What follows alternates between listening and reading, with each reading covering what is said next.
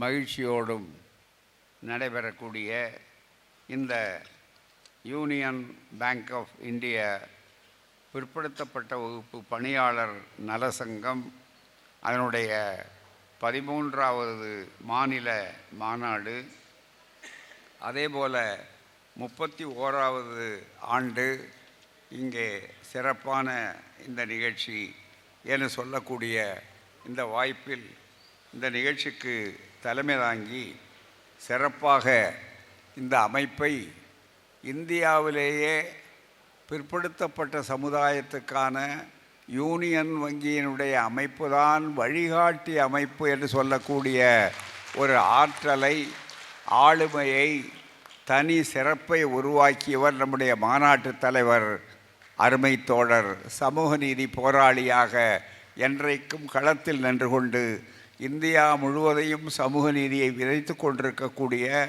தமிழ்நாடு அரசினுடைய சமூக நீதி கண்காணிப்பு குழுவினுடைய உறுப்பினரான அருமை சகோதரர் மானமிகு அருமை தோழர் கருணாநிதி அவர்களே, இந்த நிகழ்ச்சியிலே வரவேற்புரை ஆற்றிய பொதுச் செயலாளர் தோழர் எஸ் நடராஜன் அவர்களே, இந்த விழாவை துவக்கி வைத்து உரையாற்ற இருக்கக்கூடிய இதனுடைய சென்னை மண்டல யூனியன் பேங்க் ஆஃப் இந்தியாவினுடைய பொது மேலாளர், பாராட்டுக்குரிய அவர் மோஸ்ட் ரெஸ்பெக்ட்ஃபுல் காம்ரேட் சத்யபான் பெகாரா அவர்களே, இந்த நிகழ்ச்சியிலே சிறப்பான வகையில் ஒருங்கிணைத்து கொண்டிருக்கிற பொருளாளர் ஜி சரஸ்வதி அவர்களே, நிகழ்ச்சியிலே கலந்து கொண்டு சிறப்பாக அடுத்து சிறப்பு விருந்தினர்களாக வாழ்த்துரை வழங்க இருக்கக்கூடிய அருமை தோழர், அரசாங்கத்தினுடைய கண்காணிப்பு குழு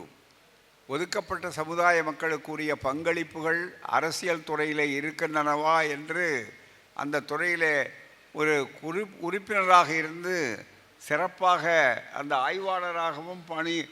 ஆய்வாளராக இருந்து செயல்துறையிலே மாற்றங்களை கொண்டு வரக்கூடிய சென்னை உயர்நீதிமன்றத்தினுடைய ஆற்றல் மிகு வழக்குரைஞர் அருமை சகோதரர் மானமிகு குமாரதேவன் அவர்களே, அதுபோன்று இந்த நிகழ்ச்சியிலே கலந்து கொண்டு சிறப்பிக்கின்ற சென்னை துணை பொது மேலாளர் சென்னை மண்டலம் திரு அண்ணாதுரை அவர்களே, அதேபோல் யூனியன் வங்கியினுடைய திருப்பூர் பிராந்தியத்தை சார்ந்த செல்லுதுரை அவர்களே, யூனியன் வங்கியினுடைய சென்னை வடக்கு பிராந்தியத்தை சார்ந்த எஸ் முத்துரத்னம் அவர்களே, யூனியன் வங்கியினுடைய மதுரை பிராந்தியத்தை சார்ந்த டி.கே. அபிஜித் அவர்களே, யூனியன் வங்கியினுடைய சேலம் பிராந்தியத்தை வட்டாரத்தை சார்ந்த திரு பி.எம்.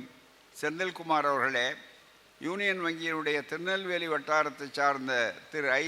ஜான் ஜெராட் அவர்களே, எப்போதும் இதற்கு ஒரு பெரிய அணியமாக இருக்கக்கூடிய ஓபிசி பெண்கள் அணியினுடைய அமைப்பாளர் ஆற்றல் மிகு திருமதி ஜா மலர்கடி அவர்களே, இந்த யூனியன் வங்கியினுடைய ஆலோசகராக இருந்து துவக்கத்திலிருந்து இன்று வரையில் வழிநடத்துவதற்கு காரணமான அருமை தோழர் சேலம் இரா ராசு அவர்களே, நன்றி உரை கூற இருக்கக்கூடிய சதீஷ்குமார் அமைப்பாளர் அவர்களே, சிறப்பாக இங்கே குழுமியுள்ள அருமை இதன் உறுப்பினர்களான வங்கியில் பணியாற்றக்கூடிய அருமை தோழர்களே, அனைத்து இயக்கங்களை சார்ந்த சமூக நீதியாளர்களே மற்றும் ஊடகவியலாளர்களே, உங்கள் அனைவருக்கும் அன்பான வணக்கம்.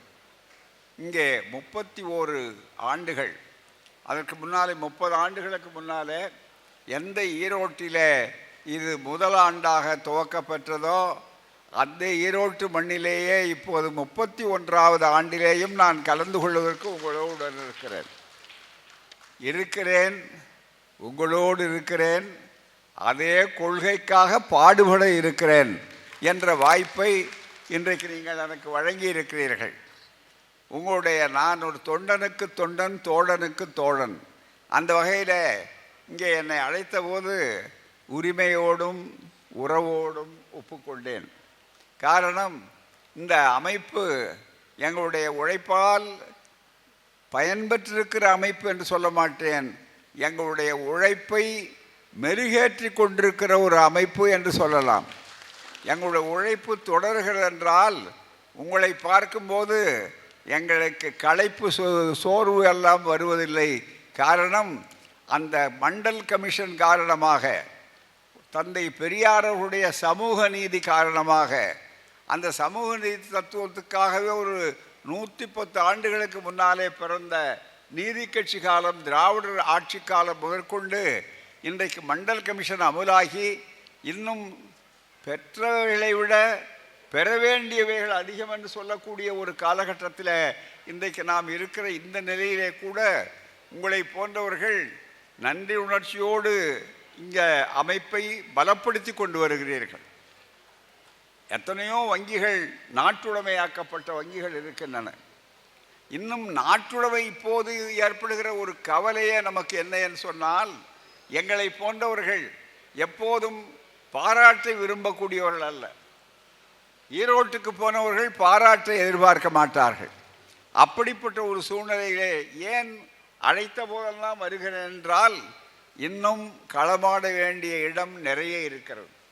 இன்னும் முடிக்க வேண்டிய பணிகள் ஏராளம் இருக்கின்றன. கடக்க வேண்டிய தூரங்கள் ஏராளம் இருக்கின்றன. பெற வேண்டிய வெற்றிகள் நிலுவையில் ஏராளம் பாக்கியாக இருக்கின்றன. எனவே அவைகளையெல்லாம் உங்களுக்கு நினைவூட்டவும், எங்களை புதுப்பித்து கொள்ளவும், உங்களை பார்த்து ஒரு புது ஆற்றலை பெற்றுக்கொள்ளவும் இந்த பணி, இங்கே பங்களிப்பு உயர்கிறது. அதைவிட இங்கே அதிகாரிகளை பார்க்கிறோம். ஐயா, நம்முடைய துவக்க விழா நடத்தக்கூடிய சத்யபான் பெஹாரா அவர்களை போன்றவர்கள், அதே போல் இவர்களுக்கெல்லாம் உறுதுணையாக இருக்கக்கூடிய அருமை சகோதரர் அண்ணாதுரை மாறி இருக்கக்கூடியவர்கள். பெயரே அண்ணாதுரை. இங்கே அண்ணாதுரையும் இருக்கிறார், கருணாநிதியும் இருக்கிறார், எல்லாம் இருக்கார். பெரியார் ஈரோட்டிலே இருக்கிறார்.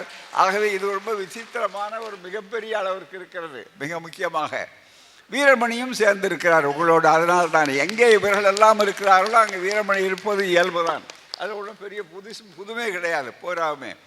ஆகவே அப்படிப்பட்ட ஒரு அற்புதமான இந்த சூழ்நிலையில் நான் அதிக நேரத்தை எடுத்துக்கொள்ள வாய்ப்பில்லை. இன்னும் அவர்கள் துவக்க விழா நடத்த இருக்கிறது, மற்றது இருக்கிறது. ஒரு சில கருத்துக்களை மாத்திரம் சொல்லி இங்கே முழுமையாக இருக்க முடியாமல் நான் கோவைக்கு சென்று விமானத்தில் செல்ல வேண்டிய அவசியம் இருக்கிறது. ஆகவே தான் குறிப்பிட்ட நேரத்துக்குள்ளாக இதில் முழுமையாக தெரிந்து கொள்வதற்கு ஒரு பெரிய வாய்ப்பு என்னவென்றால், இன்னும் இங்கே பேசினால் மட்டும் போதாது, தெரிந்து கொள்ள வேண்டிய விஷயம் என்ன, இது 100 ஆண்டு காலத்துக்கு மேற்பட்ட போராட்டம், பல ஆண்டுகளை புரட்டி போடுகின்ற போராட்டம், பல ஆண்டு அநீதிகளை நூற்றாண்டில் அண்ணா அவர்கள் சொன்னதை போல putting centuries into a capsule என்ற வார்த்தையை சொன்னார்கள். Putting centuries into a capsule. What was the role of Periyar? What was the achievement of Thanthai Periyar and the Dravidian movement and the present government, how it continues? இந்த problem எல்லாம் வருகிற நேரத்தில் அதில் மிகப்பெரிய ஒரு வாய்ப்பு என்னவென்றால், இன்னமும் அடைய வேண்டியவைகள் கூட இருக்கின்றன.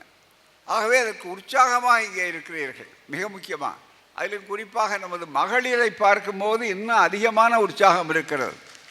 இன்னும் உங்களுக்கு போராட வேண்டியவர்கள் நிறைய இருக்கின்றன. அங்கே சொன்னார்கள் இன்னும் இந்ததான் இருக்குது அப்படின்னு. முதல்ல போன முறை எங்கேயும் பெரிய அளவு இருக்கிறாங்க. தந்தை பெரியார் மற்றவர்களை விட முதல்ல உங்களுக்கு தான் முன்னுரிமை கொடுத்தார். என்னன்னா 50% இடஒதுக்கீடு வேண்டும் என்று கேட்டார். பெண்களுக்கு 50% வீட்டில், ஏன்னா அவர்கள் மக்கள் தொகையில் 50%, அவ்வளோதான். இன்னும் கேட்டால் முதல் ஆசிரியை யாருன்னா குழந்தைக்கு தாய் தான் முதல் ஆசிரியை. எனவே முதல் ஆசிரியை பள்ளிக்கூடத்துக்கு அனுப்புறதுக்கு முன்னாலே தாய் தான். அந்த தாய் படித்தவர்களாக, உத்தியோகம் பணி செய்யக்கூடியவர்களாக, அறிவுள்ளவர்களாக, தெளிவுள்ளவர்களாக, சிந்திக்கக்கூடியவர்களாக இருந்தால் அதனுடைய பயன் ஏற்படும் என்பது தான் அதனுடைய அடிப்படை. ஆகவே அப்படி வருகிற நேரத்தில் இந்த பணி என்பது இருக்கிறத மிக மிக முக்கியம். அதையெல்லாம் தெரிந்து கொள்ள வேண்டும் என்பதற்காகத்தான் இந்த குறுகிய நேரத்திலே முடிக்க முடியாது. நாங்கள் அத்தனை பேரும் பேசினாலும் கூட நல்ல வாய்ப்பாக நம்முடைய கருணாநிதி அவர்கள் நீங்கள் அளித்திருக்கிற ஒரு அருமை செல்வம், இந்த வங்கி அவரை பெரிய அளவிற்கு உயர்த்தி இருக்கிறது. இந்த வங்கி அவர் அதைவிட பெரிய அளவிற்கு நன்றி மூலமாக நாளும் பாதுகாத்து உயர்த்தி இந்தியா முழுவதிலும் சமூக நீதி கொடி தலைதாளாது பரப்பதற்கு கருணாநிதி அவர்களுடைய அந்த ஒத்துழைப்பு மிக பெரிது. எனவே அவர்களை பாராட்ட வார்த்தைகளே இல்லை. அப்படி அதனால்தான் அரசாங்கமே அவரை அடையாளம் கண்டு மிகப்பெரிய அளவிற்கு கண்காணிப்பு குழுவிலே போட்டிருக்கிறது. இந்தியாவிலேயே சமூக நீதியை ஏட்டுச் சுரக்காயாக ஆணை போட்டால் மட்டும் போதாது. சமூக நீதிங்கிறது சமூக நீதி இது ரொம்ப வித்தியாசமானது. ரொம்ப சுருக்கமாக சொல்லணும்னா, கான்ஸ்டியூஷனில் அரசியல் சட்டத்தில் இங்கே வேறு எந்த நாட்டில் இருக்கிறத விட முதல்ல எடுத்த உடனே ப்ரீஆம்பிள் என்று சொல்லக்கூடிய பீடிகையிலேயே சமூக நீதி, justice, social, economic and political, அதில் கூட 3 நீதிகள் என்று வருகிற நேரத்தில் the first priority is given only to social justice. Justice social, economic. The second priority is economic justice. The third comes political. அவ்வளோதான். Not vice versa. That will show what is the importance, what is the necessity, what is the imperative need for all these things. அப்படிப்பட்ட ஒரு அற்புதமான ஒரு சிறப்பான வாய்ப்பை பெற்றிருக்கிற இந்த சமூக நீதி என்று சொல்லும்போது அதற்கு இவ்வளவு போராட்டங்கள், இன்னும் போராட்டம், இன்னும் அது களம் முடியல. ஒரு பகுதி முடிந்திருக்கிறது, அவ்வளோதான். அடைந்திருப்பது நான் சொன்ன மாதிரி குறைந்தான், அது அடுத்து சொல்லலாம். இந்த சூழ்நிலையில் மேலும் மேலும் இதை கொண்டு போகணும். அதை தெரிந்து கொள்ளணும்னா நம்முடைய கருணாநிதி அவர்கள் இந்த பணிக்கு இடையில் கூட 2 அற்புதமான ஒரு நூலை அறிவித்திருக்கிறார். இன்னைக்கு whether there is a need for 50% cap இந்த ரிசர்வேஷன் என்ற ஒரு கேள்வி இந்தியா முழுக்க எல்லா மாநிலங்களையும் இப்போ பிரதிபலிக்குது. 50% ஒதுக்கீடு என்பதற்கு ஒரு சீலிங், ஒரு அதுதான் மேலே ஒரு அதோட சரி என்று நிறுத்தலாமான்னு இல்லை, அது வேண்டாம்னு கேட்குறாங்க. அதுக்கு வழிகாட்டின மாநிலம் தமிழ்நாடு தான். 69% என்பது தமிழ்நாட்டில் மட்டும்தான் இந்தியாவில் உண்டு என்றால் அப்படி எப்படி அந்த 69% ஏற்பட்டது, யாரால், எப்படி, எங்கே, எதனால் எல்லாம் ஏற்பட்டதுங்கிறத மிகப்பெரிய அளவிற்கு அவர் புத்தகம் எழுதினார். நம்முடைய ஆகவே இந்த ஒவ்வொரு புத்தகமும் தோழலுக்கு நான் சொல்கிறேன் இங்கே கிடைக்கிது. தயவு செய்து நீங்கள் வாங்க வேண்டும். குறுகிய காலத்தில் எல்லாம் பேசி முடிக்க முடியாது. அதே மாதிரி மண்டல் குழுவை பற்றி தெரிஞ்சோம்னா இது சுலபத்தில் வரல, சும்மா வந்ததா என்று சொல்லக்கூடிய அளவிற்கு இல்லை. 27% உத்தியோகத்திலலாம் வருவாங்க. ஆனால் அவர்களுக்கு கூட இந்த 69%, 27% அல்லது 20 வராத அந்த 33% இருக்க காத்து கொண்டிருக்கிறீர்கள் அல்லவா, அது சட்டம் சொன்னார்களே தவிர என்ன அமல்படுத்தலை, அதுதான் மிக முக்கியம். ஆனால் அதற்கு முன்னால் நம்ம போராடினதுனால இந்த வங்கியை பொறுத்தவரை அந்த அளவிற்கு நீங்கள் நெருங்கி கொண்டிருக்கிறீர்கள். அது இந்த யூனியன் வங்கியுடைய தனி சிறப்பு. அந்த மாட்சிமைக்கு நன்றி செலுத்த வேண்டும், நாம் பாராட்ட வேண்டும். ஆகவே அந்த சதவீதம் வந்திருக்கிறது. ஆனால் அடைய வேண்டியவைகளை எப்படியெல்லாம் அடைய முடியும்? ஆனால் கடந்த பாதைகளிலே எவ்வளவு கல்லும் முள்ளும் கண்ணி வெடிகளும் இருந்தன என்பதையெல்லாம் நீங்கள் இதிலே பார்த்து கொள்ளலாம். ஆகவே தான் இந்த புத்தகங்களை இங்கே வாங்கி நீங்கள் பார்த்தால் எங்கள் பேச்சுக்கு மேலும் ஆதாரங்கள் கிடைக்கும். இன்னும் அடுத்து செல்லக்கூடியவர்களே செல்லும். அடுத்து நண்பர்களே, நேரத்தின் நெருக்கடியினாலே ஒன்றை சொல்லுகிறேன். இப்போது 27% பிற்படுத்தப்பட்ட சமுதாயத்துக்கு கிடைத்திருக்கிறது என்று சொல்கிற போது பல பேருக்கு மண்டல் கமிஷன் அறிக்கை இருக்கிறத, அந்த அறிக்கையே ரொம்ப விசித்திரமான போராட்டம் நடந்தது. 16 போராட்டங்கள், 43 மாநாடுகள் இந்தியா முழுக்க தொடர்ச்சியாக 14 ஆண்டுகள். 14 ஆண்டு ராமன் காட்டுக்கு போனதா ராமாயணத்தில் எழுதி வச்ச ஆண்டு மிக முக்கியமாக. 14 ஆண்டுகள் தொடர் போராட்டம் நடந்து தான் இந்த 27 வந்திருக்கிறது. ஆனால் முழுமையாக கிடைத்திருக்கிறதா என்று ஆய்வு செய்யணும். அதுதான் மிக முக்கியம். நாம் மகிழ்ச்சியாக அடைஞ்சு விட்டோன்னு நினைக்கக்கூடாது. நம்முடைய உரிமை இது. அருமையாக ஜஸ்டிஸ் சின்னப்ப ரெட்டி அவர்கள் ஒரு தீர்ப்பில் எழுதினார் ரொம்ப அழகாக. இந்த இடஒதுக்கீடு பற்றி வரும்போது, what we want, what the depressed and the downtrodden people want, what the backward classes want is not charity, it is parity. We are for parity அவள் என்று அழகாக சொன்னார். அது மாதிரி மிக முக்கியமாக சமத்துவம், உரிமை, இது நம்முடைய உரிமை, அவ்வளோதான். அந்த உரிமையை கேட்கிறோன்னு சொல்லும்போது நேரத்தினால உங்களுக்கு சுருக்கமாக உங்களுக்கு சொல்ல கடமைப்பட்டிருக்கிறேன். This is the report of the Mandal commission. Mandal commission ரிப்போர்ட்டே முதல்ல யாருக்கும் கிடைக்கல, புத்தகமே கிடைக்கல. உங்களுக்கு ஆச்சரியமாக இருக்கும். தமிழ்நாடு அரசாங்கம் 2வது பேக்வர்ட் கிளாஸு மூன்றாவது பேக்வர்ட் கிளாஸ்ன்னு சொல்லக்கூடிய அளவிற்கு ஒரு அம்பாசங்கர் கமிஷன் அப்படின்னு ஒரு கமிஷனை எம்ஜிஆர் அவர்கள் முதலமைச்சராக இருக்கும்போது போட்டாங்க. அதில் எம்ஜிஆர் அவர்கள் முதலமைச்சர். அதில் ஆச்சரியம், அந்த கமிட்டி அப்படி அப்படியே கொஞ்சம் கொஞ்சமாக நீக்கி அது கமிஷன் கமிட்டி மாதிரி ஆயிடுச்சு. 31 பேரோ 32 பேர் இருந்தாங்க கிட்டத்தட்ட சுமாராக. அந்த நேரத்தில் அவர்களுக்கெல்லாம் அந்த உறுப்பினர்கள் கேட்டார்கள், எங்களுக்கு மண்டல் கமிஷன் காப்பி வேண்டும்னு கேட்டாங்க. கேட்ட உடனே தேடினாங்க, டெல்லிக்கு எழுதுனாங்க, காப்பி இல்லைன்னாங்க. ஆனால் கடைசியில் அவர் என்னை தொடர்பு கொண்டார். யார்? அம்பாசங்கர் ஐஏஎஸ் அவர்கள், அவருடைய சேர்மன். இது எனக்கு நண்பர்கள் சொன்னாங்க, நீங்கள் தான் நிறைய வாங்கி வாங்கி பரப்புனீங்க, டெல்லிக்கு நாங்கள் விமானத்திலேயே அதை வாங்கி கொண்டு வந்தோம், அதுதான் மிக முக்கியம். அதுக்கு நிறைய எடை போட்டாங்க, எவ்வளவு தூரம்னு. ஆகவே தான் நாங்கள் ரொம்ப பெரியார் சிந்தனை உள்ளவங்க. ஏன்னா ஈரோட்டில் சிக்கனமும் பெரியார் எங்களுக்கு சொல்லி கொடுத்தவர். அதனால் அதில் கூட அருமையாக அந்த விலைக்கு கொடுக்கணுன்னா நாங்கள் அந்த விலைக்கு வாங்கி அரசாங்கத்திலேருந்து ஒவ்வொரு முறையும் 100-200 காப்பி முதல்ல வாங்கி அதை எடுத்துகிட்டு வரும்போது எங்களுக்கு எவ்வளவு அனுமதிக்கப்பட்ட எடையோ உங்களுக்கு தெரியும், 20 கிலோ அதுக்கு மேலே கொடுக்க மாட்டாங்க. ஆகவே அது என்ன செய்கிறதுன்னு யோசனை பண்ணோம். அப்போ நமக்கு டெப்டி ஸ்பீக்கராக அங்கே லட்சுமணன் இருந்தார். மிக முக்கியமாக அவர்கிட்ட அவர் வீட்டில் கொண்டு போய் வச்சுட்டு நீங்கள் வரும்போதெல்லாம் கொஞ்சம் கொஞ்சமாக கொண்டு பெரியார் தெல்லில் கொடுத்துருங்க, நாங்கள் சொல்கிறதுக்கு வசதியாக இருக்கணும். நல்லது, அந்த ஏற்பாடை பண்ணுறேன்னு சொல்லி ஒரு 100, 200, 500 வாங்கி அங்கே வச்சுட்டோம். அவர் ஒவ்வொருவரையும் கொண்டு வரும்போது நாங்கள் பெரியார் திடலில் கிடைக்கும்னு சொன்னோடனே அம்பாசங்கர் அவர்களுக்கு அதை சொல்ல நினைவூட்டினோடனே எங்களுக்கு ஒரு 30 காப்பி எப்படியாவது கொடுக்க முடியும். 30 இருக்காதுங்க, 20 இருக்கும், இருந்தாலும் எல்லோரும் கொடுக்குறோம் என்று சொன்னோம். ஏன்னா அந்த மண்டல் கமிஷன் அறிக்கையே வெளியே வர விடாமல் பார்த்துக்கிட்டாங்க.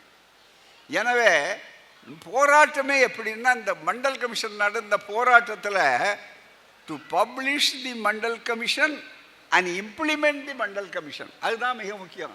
அதாவது ஒரு அறிக்கையை நீங்கள் வெளியிட்டு அமல்படுத்துங்க. இதுவரையில் அமல்படுத்துங்கன்னு தான் கேட்பாங்க, ஆனால் வெளியிட்டு அமல்படுத்துங்க என்று கேட்டோம். தேவராஜ் அரசு போன்றவர்கள் சென்னையில் ஒரு பெரிய மாநாட்டில் கலந்து கொண்டார்கள்.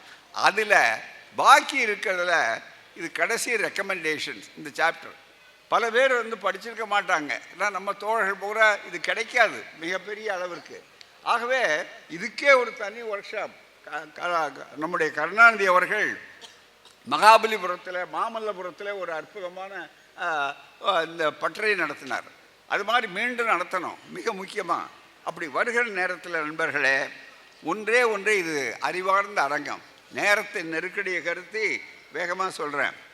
ரெக்கமெண்டேஷன்ஸ் என்பது ஒரு தனி சாப்டர். இதில் எல்லாம் எழுதிவிட்டு ரெக்கமெண்டேஷன். மண்டல் கமிஷனுடைய பரிந்துரை எவ்வளவு பிற்படுத்தப்பட்டவர்களுக்கு என்று கேட்கும்போது நாம் எல்லாரும் என்ன பதில் சொல்கிறோன்னா 27% தான். இல்லை, தயவுசெய்து அதான் நினச்சி பார்க்கணும்.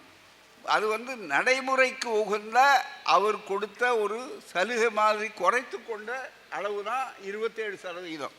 அவருடைய ரெக்கமெண்டேஷன் என்ன, இங்கே தான் நினைத்து பார்க்க வேண்டும். மிக முக்கியமாக மண்டல் கமிஷனருடைய அறிக்கையில் ரெக்கமெண்டேஷன்ஸுங்கிற பகுதி, இது சாப்டர் 13.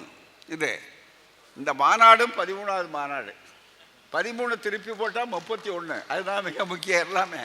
ஆகவே மிகப்பெரிய அளவிற்கு இருக்கிற போது இந்த 13வது சாப்டரில் அவர்கள் தெளிவாக எடுத்து சொல்லி, it is not at all, I need not translate because you know English, for want of time, for paucity of time management very important.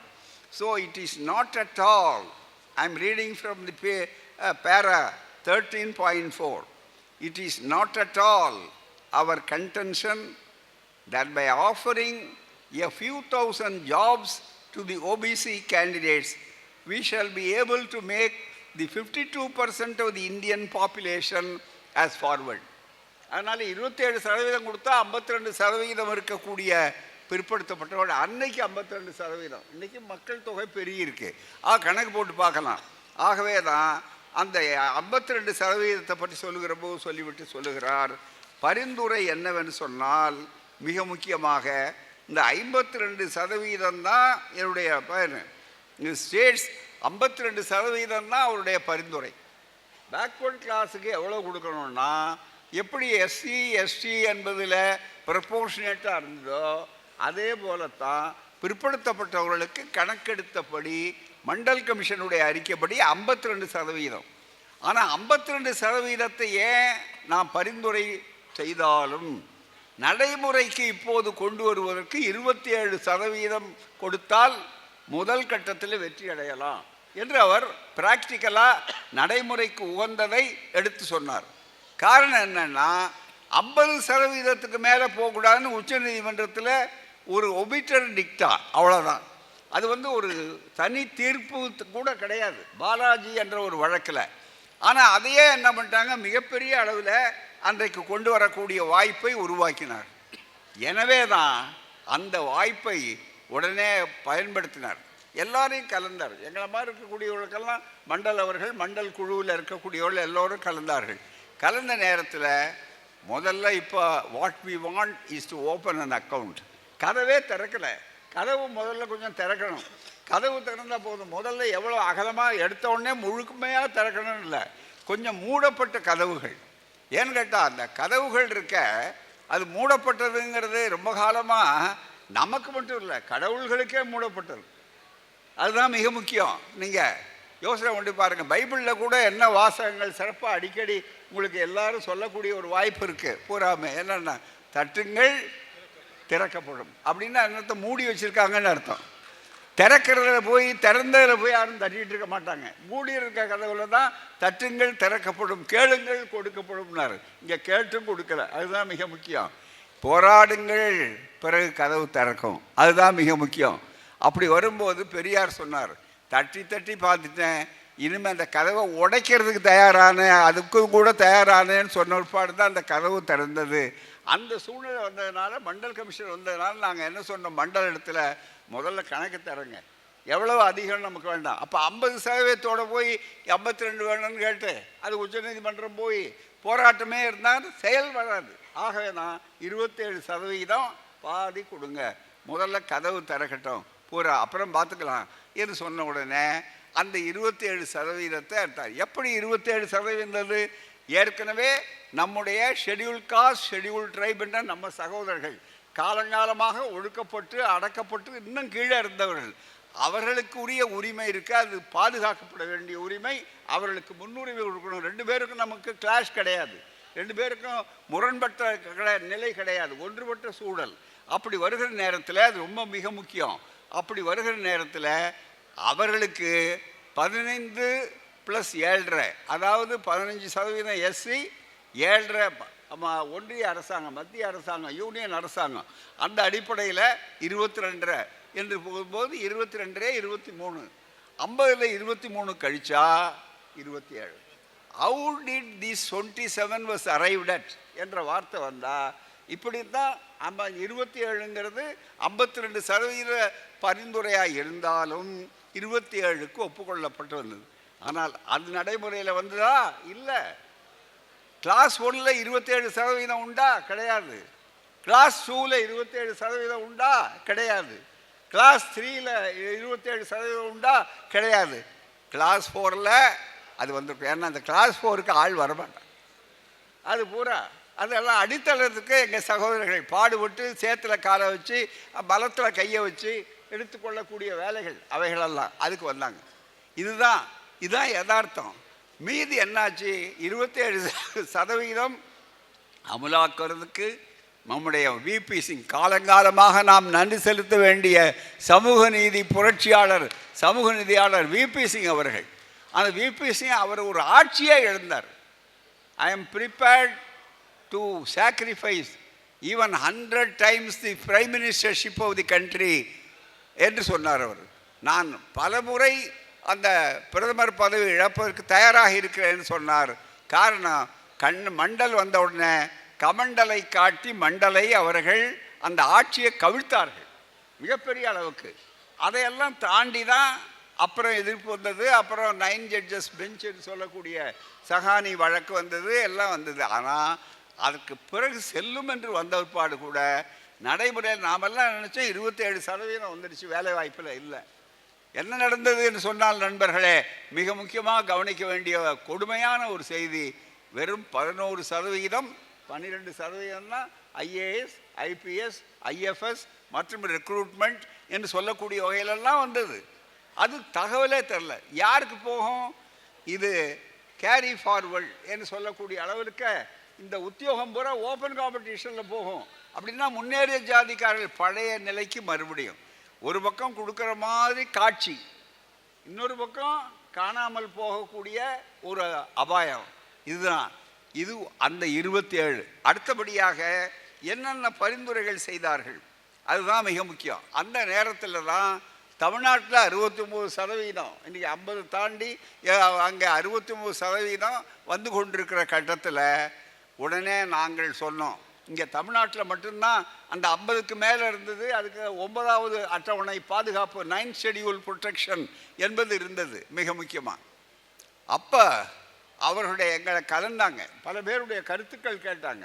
அப்போ நாங்கள் ஒரு கருத்தை சொன்னோம், நீங்கள் எத்தனை சதவீதம் பரிந்துரை செய்தாலும் ஒன்றிய அரசுக்கு பரிந்துரை செய்கிறீங்க, government of India, central government, அது அப்படி வரும்போது யூனியன் கவர்மெண்ட் அப்படி. ஆனால் நாங்கள் ஒரே ஒரு வேண்டுகோள் வைக்கிறோம் என்று மண்டல ஒரு இடத்துல சொன்னோம். அவருடைய அதை கிளாரிஃபை பண்ண சொல்லி, தெளிவுபடுத்த சொல்லி அவர் உறுப்பினர் சுப்பிரமணியம் அவர்களையே பெரியாற்றலுக்கு அனுப்பினார். இந்த தகவலை இப்போ நான் சொல்கிறேன், இப்போ சொல்கிறதுனால ஒன்றும் ரகசியத்தை வெளியிடுறதில்லை. அது என்ன செய்யணும்னு நினைக்கிறீங்கன்னு கேட்டார். உடனே சொன்னோம், நீங்கள் பரிந்துரை எத்தனை சதவீதம் வேணாலும் நீங்கள் பண்ணுங்கள், வேணால் எவ்வளோ பண்ண போகிறீங்கன்னு எங்களுக்கு தெரியாதப்பா. ஆகவே ஒரே ஒரு வேண்டுகோள், ஏற்கனவே எந்த மாநிலத்தில் அதிகமாக இருக்கிறதோ இதை காட்டி அதை குறைக்கணும்னு சொல்லக்கூடாது. அது அதில் இருக்கணும்னு சொல்லிடணும். அந்த மாநிலத்தை அந்தந்த மாநிலம் அவர்களுடைய சூழ்நிலைக்கேற்ப இருக்கலாம், அதை அவங்க சந்திப்பாங்க, வழக்கு எதுவாக இருந்தாலும். ஆகவே அதில் போய் நான் எங்கள் சட்டப்படி தான் அந்த மாநிலத்திலே இருக்கணும், அதுக்கு மேலே தாண்டக்கூடாதுன்னு சொல்லக்கூடாது நீங்கன்னு சொன்ன உடனே நாங்கள் ஏற்கிறோம்னு சொன்னாங்க. அதுக்கு பாடுபட்டு தான் இந்த 69% காப்பாற்றப்பட்டது. இன்றைக்கு அந்த ரகசியத்தை உங்களுக்கு சொல்லுகிறேன். முதல்ல எடுத்த உடனே தான் அதை மிக முக்கியமாக எடுத்து அவருடைய பரிந்துரைகள் என்று சொல்லுகிற நேரத்தில் அவர் மிக தெளிவாகவே எடுத்து இந்த அருமையான ஒரு வாய்ப்பை சொன்னார். With the above general recommendation of regarding the quantum of reservation, the commission proposes the following overall scheme என்று சொல்லக்கூடிய அளவிற்கு அதை கொண்டு வந்து மிக தெளிவாக எந்த மாநிலத்திலே என்று states which have already introduced the reservation for OBCs exceeding 27%, நல்ல கவனிங்க, exceeding 27% will remain unaffected by this recommendation. அதில் கை வைக்கக்கூடாது என்று ரொம்ப தெளிவாக சொன்னாங்க. முதல் வெற்றி அதுதான், போராடின உடனே. அதனால தான் இன்றைக்கி 69% இன்றைய வரையில் யாரும் கை வைக்க முடியல. இன்றைக்கி பூச்சாண்டி காட்டி பார்க்கிறார்கள் சில பேர்கள் இந்த இடையில். அடுத்து நண்பர்களே, இன்னும் மிக முக்கியமாக சொல்ல வேண்டுமானால் 2 செய்தியை மட்டும் சொல்கிறேன். ஏன்னா நம்ம அடைச்சிருக்கோன்னா எங்கே இருக்கிறோம்? நமக்கு ஒரு பக்கத்தில் கொடுத்துருக்குறாங்க வெளியில் தோற்றத்தில், இன்னொரு பக்கம் கொடுத்ததை விட அதிகமாக பின்வாங்கியிருக்காங்க, இழந்திருக்கிறோம் மிகப்பெரிய அளவுக்கு. அடைய வேண்டியவைகள் நிறைய இருக்குது. அந்த அடைய வேண்டியவைகளைத்தான் உங்கள் முன்னாலே சொன்னால் அதற்கு அடுத்தடுத்து நாம் அதை அடைய வேண்டிய இலக்கை நோக்கி பாக்கிகள் என்னென்ன செய்யணும் அப்படின்னு நினைக்கணும். அதுதான் மிக முக்கியம். அப்படி வருகிற போது அவர்களே சொல்லுகிறார்கள், candidates belonging to recruited on the basis of merit in open competition should not be adjusted against the reservation quota of 27. இதுதான் ரொம்ப மிக முக்கியம்.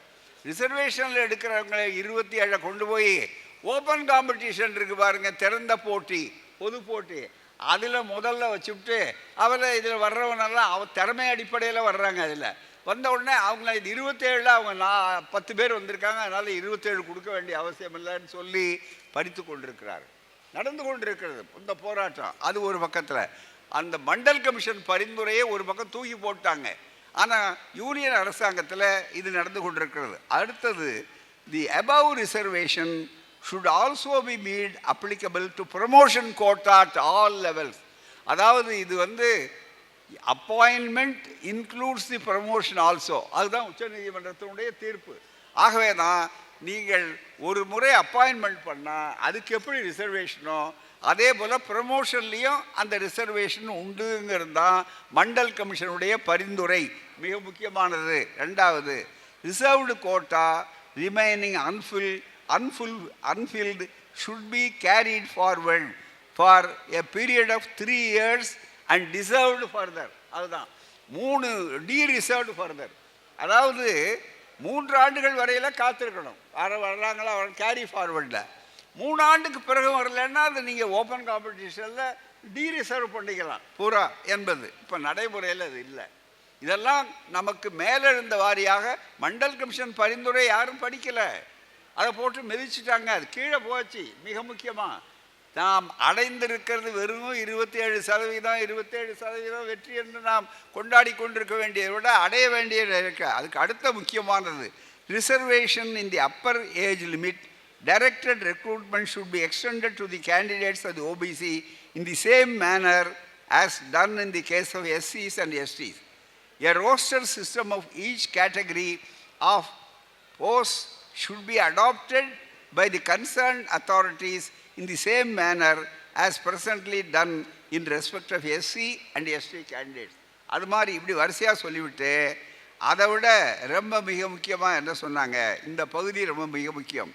The above scheme of reservation in its toto should also be made applicable to all recruitment to the public sector undertaking, both under central and state governments, as also the nationalized banks என்று சொல்லக்கூடாது.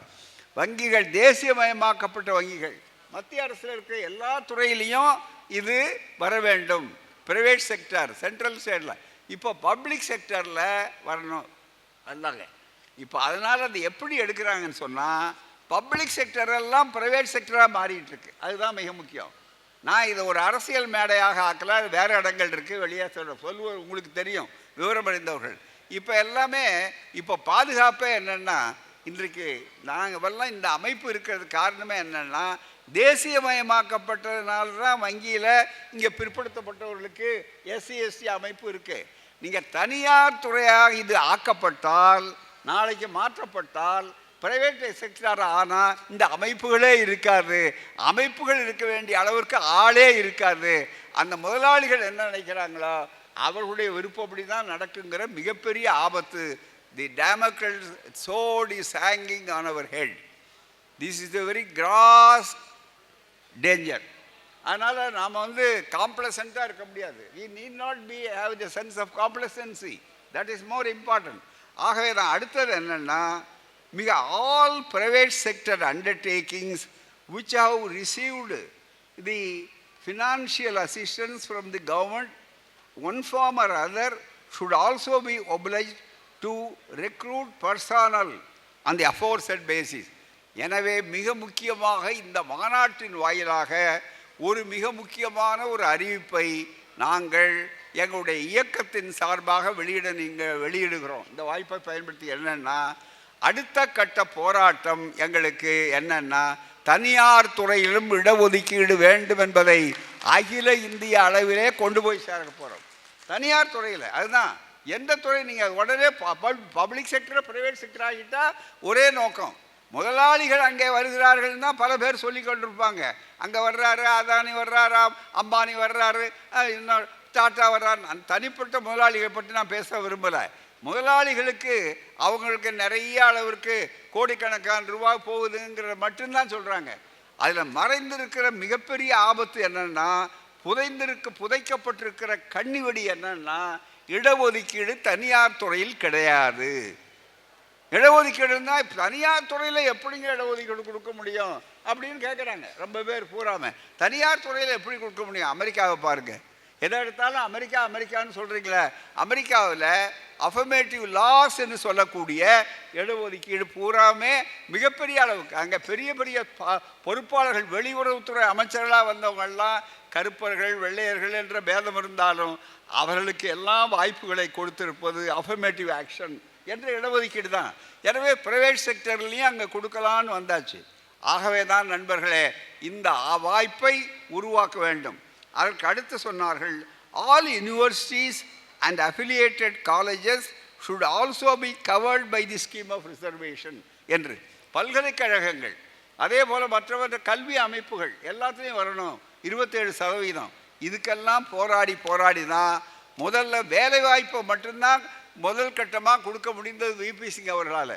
அப்புறம் தொடர்ந்து போராடி கலைஞர்கள் பங்கேற்று கலைஞர் அவர்கள் UPA என்று சொல்லக்கூடிய ஐக்கிய முற்போக்கு கூட்டணி, யுனைடெட் ப்ரோக்ரெசிவ் அலையன்ஸ் சொல்லக்கூடிய அந்த அமைப்பில் திமுக உள்பட சேர்ந்ததுனால, காங்கிரஸ் உள்பட இருந்ததுனால, அதற்கடுத்து 93 அமெண்ட்மெண்ட் என்று சொல்லக்கூடிய அந்த அரசியல் சட்டம் திருத்தத்தினால மத்திய அரசாங்கங்கள், ஒன்றிய அரசாங்கங்கள் கீழே இருக்கிற கல்வி அமைப்புகள், ஐஐடி போன்றவைகள், அவைகளெல்லாம் ஐஎம்சி போன்றவர்கள், ஐஐஎம் போன்றவர்களெல்லாம் அங்கே பிற்படுத்தப்பட்டவர்களுக்கு இடஒதுக்கீடு என்பது ரொம்ப காலத்துக்கு பின்னால் வந்தது. மிக முக்கியமாக இன்றைக்கும் அதில் சிக்கல்கள் இருக்கின்றன. ஆகவே தான் நண்பர்களே, எனவே கடந்தவைகள் ஓரளவுக்கு, நாம் அடைந்தவைகள் ரொம்ப குறைவு. இப்போ அடைந்தவைகளும் ஒரு பக்கம் கொடுக்குறாங்க, இன்னொரு பக்கம் தெரு வழியாக வருது, கொல்லப்புற வழியாக அதை விட அதிகமாக போகுது. எனவே தான் eternal vigilance is the price for our liberty என்ற ஒரு வார்த்தை உண்டு. எப்போதும் விழிப்போடு இருக்க வேண்டும், எப்போதும் கவனமாக இருக்க வேண்டும். அதன் மூலமாகத்தான் நம்முடைய உரிமைகள் பாராட்டப்பட வேண்டும். உரிமைகள் வந்துவிட்டது என்பதற்காக நாம் அலட்சியமாக இருக்க முடியாது. உரிமைகளும் முழுமையாக வரவில்லை, வந்த உரிமைகளும் முழுமையாக நமக்கு நிலைக்கவில்லை, வரவேண்டியவைகள் பாக்கி இருக்கின்றன. அதை நோக்கி செல்வதற்காகத்தான் இது போன்ற மாநாடுகளும் இது போன்ற ஆயத்தங்களும் விழிப்புணர்வுகளும் மேடைகளும் தேவை. அந்த வகையிலே தான் நீங்கள் அழைத்திருக்கிறீர்கள். எனவே உங்கள் முன்னாலே இதை வைத்து விட்டோம். அதுதான் மிக முக்கியமாக. நான் தாய்மார்கள், சகோதரிகள், நண்பர்கள் இருக்கிறார்கள். சமைத்தால் மட்டும் போதாது, சமயக்காரன் சமைச்சிருவான், ஆனால் பரிமாறுறவங்க என்ன கதி? ரெண்டாவது அதில் சரியாக இருக்கும். நிறைய பேர் சாப்பிடக்கூடாதுங்கிறதுக்காக என்ன பண்ணுறான், கொஞ்சம் நேரம் அதிகமாக சாப்பிடக்கூடாதா, என்ன செய்யலான்னா கொஞ்சம் உப்பு போட்டு போயிட்டா போதும், நம்ம சாப்பிட மாட்டாங்கன்னு. அதுக்கு தான் கிருமி லேயர் வருது. அதுதான் மிக முக்கியம், மிக முக்கியம். அதை எடுத்தால் ரொம்ப நேரம் ஆகும். ஆகவே தான் பந்தியில் உட்காரதுக்கு முன்னாலேயே கிருமி லேயர் சொல்லிட்டான். இன்னும் பந்தியிலேயே எங்களை உட்கார விடலை, அதுக்கு முன்னாலேயே கிருமி லேயர்னா உட்கார்ந்த பிற்பாடு பார்த்தவங்கள யார் அதிகம் சாப்பிட்டான், யார் குறைச்சி சாப்பிட்டான், யாருக்கு பத்தலைன்னு சொல்ல முடியும். பந்தியில் உட்காரதுக்கு முன்னாலே சொல்கிறான். அதனுடைய ஆபத்து என்னன்னு அன்னையிலிருந்து இன்னை வரையில் பாடுபடுறவங்க திராவிட கழகத்தோட கருணாநிதி அவர்கள் இடாமல் கிருமி லேயர்னு அது உள்ளபடியே முதல் பகுதி தமிழில் பார்த்துங்க, சரியாக இருக்கும். கிருமி அது லேயர், அது கிருமி உள்ளே இருக்குது. அதுதான் மிக முக்கியம். ஆகவே தான் நண்பர்களே, முன்னால் இந்த பிரச்சனைகளை உங்கள் முன்னால் வைத்திருக்கிறோம். எனவே தான் நாம் நிம்மதியாக இருக்க முடியாது, இருக்கக்கூடாது. அதுதான் மிக முக்கியம். நம்ம மட்டும் அல்ல, அடுத்ததில் இந்த திறந்த கதவுகள் அகலப்படுத்த வேண்டுமே தவிர மீண்டும் மூடப்படுவதற்கு விடக்கூடாது என்பதற்குத்தான் இந்த மாநாடு. அதை சொல்லுகிற எச்சரிக்கைத்தான் உங்கள் தோழனுக்காக உங்களுக்காக போராடுபவர்களாக நாங்கள் இருக்கிறோம். அதற்காக நீங்கள் இந்த வாய்ப்பை கொடுத்ததற்காக நன்றி, வணக்கம். மீண்டும் சந்திப்போம், தொடர்ந்து விடுப்போம். Eternal vigilance is the price for our liberty. எனவே தான் ஆல்வேஸ் இது கேர்ஃபுல்லாக நாம் அதை தொடர்ந்து பண்ணிக்கணும். இன்னும் நம்மை நாமே ஏமாற்றி கொள்ளக்கூடாது. No sense of complacency. அவ்வளோதான், அடைஞ்சு விட்டோன்னு நம்ம நினைக்க வேண்டாம். அடைய வேண்டியவர்கள் அதிகமாக இருக்கிறது. அதற்கு உங்களிடம் நல்ல வேல்களும் வாள்களும் அந்த போராட்டத்தில் இருக்கின்றன. அதுதான் கருணாநிதி போன்றவர்கள், அதுதான் உங்களை போன்ற பொறுப்பாளர்கள். எனவே தான் சிறப்பாக ஒன்று கூடி இந்த தீர்மானங்களில் 7 தீர்மானங்கள் ரொம்ப அழகாக எடுத்து சொல்லியிருக்கிறீர்கள். ரொம்ப மிக முக்கியமானது. 1, நிறைவேற வேண்டிய கோரிக்கைகள். வங்கி உள்ளிட்ட பொதுத்துறை நிறுவனங்களை தனியார் மயமாக்கும் போக்கை அரசு கைவிட வேண்டும். முதல்ல சொல்லிட்டேன். அதையே தான் நீங்கள் தீர்மானமாக கொண்டு வர இருக்கீங்க. எனவே தீர்மானம் நிறைவேற்றத்துக்கு முன்னாலேயே நான் வழி முடிஞ்சிடுறேன். அதுதான் ரொம்ப மிக முக்கியமானது. ஏன்னா அந்த கருத்துக்கள் ஒன்று தான். 2, 2, 4ன்னு கூட்டினா, எங்கேருந்து கூட்டினாலும் சரியாக கூட்டினா ஒன்று தான் விடை, அதில் வித்தியாசமே இல்லை. ஆகவே 2 ஜாதிவாரி கணக்கெடுப்பு நடத்த வேண்டும். 3 பதவி உயர்வில் இடஒதுக்கீடு தர ஏதுவாக அரசியலமைப்பு சட்டத்தில் உரிய திருத்தம். 4 தனியார் துறையிலும் இடஒதுக்கீடு வழங்கிட அரசியல் சட்டம். மத்திய பணியாளர் நலத்துறையில் 6/10/2017 தேதியிட்ட ஆணை வங்கி உள்ளிட்ட பொதுத்துறை நிறுவனங்களில் பணியாற்றும் பிற்படுத்தப்பட்டோர் நலனுக்கு எதிராக உள்ளதால் அந்த ஆணையை மத்திய அரசு திரும்ப பெற வேண்டும். கிருமி லேயர் முறையை முற்றிலும் நீக்க வேண்டும். அந்த ஆணை வெளியிடும் வரை தற்போது வழங்கப்படும் ஓபிசி சான்றிதழ் ஓராண்டு வருகைதான் செல்லும் என்பதற்கு பதிலாக 3 ஆண்டுகள் செல்லுபடியாகும் வகையில் ஆணை பிறப்பிக்கப்பட வேண்டும். மண்டல் குழு பரிந்துரையின்படி உச்சநீதிமன்றம், உயர்நீதிமன்றம், நீதிபதிகள் நியமனத்திலும் பிற்படுத்தப்பட்டோர் உள்ளிட்ட அனைவருக்கும் ஒடுக்கப்பட்ட பிரிவு இடஒதுக்கீடு அளிக்கப்பட வேண்டும். இந்த கடைசி பகுதியில் நாம் வெற்றி பெற்றிருக்கிறோம். அப்படி வெற்றி பெற்று போனவர் தான் தமிழ்நாட்டிலேருந்து இன்றைக்கு போயிருக்கிற மகாதேவன் என்ற நீதிபதி போயிருக்கிறார். அதில் தான் முதல் முறையாக கொலீஜியத்தில் சொல்லியிருக்காங்க, for the sake of diversity B is from the backward class என்று சொல்லி முதல் முறையாக இந்த கொள்கையை கொலீஜியம், உச்சநீதிமன்றத்துடைய கொலீஜியம் ஏற்பட்டிருக்கிறது என்பது நமக்கு கிடைத்திருக்கிற வெற்றிகளிலே மகத்தான வெற்றி. அது தொடர வேண்டும். உங்களுக்கு வாழ்த்துக்கள். தீர்மானத்தை நானே முன்மொழிந்திருக்கிறேன். நீங்கள் வழிபடுந்த அளவிற்கு பின்னாலே வழக்கமாக எடுத்து சொல்லுங்கள் என்று கேட்டு விடைபெறுகிறேன். வணக்கம். நன்றி. வாழ்க பெரியார். வளர்க சமூக நீதி. நன்றி. வணக்கம்.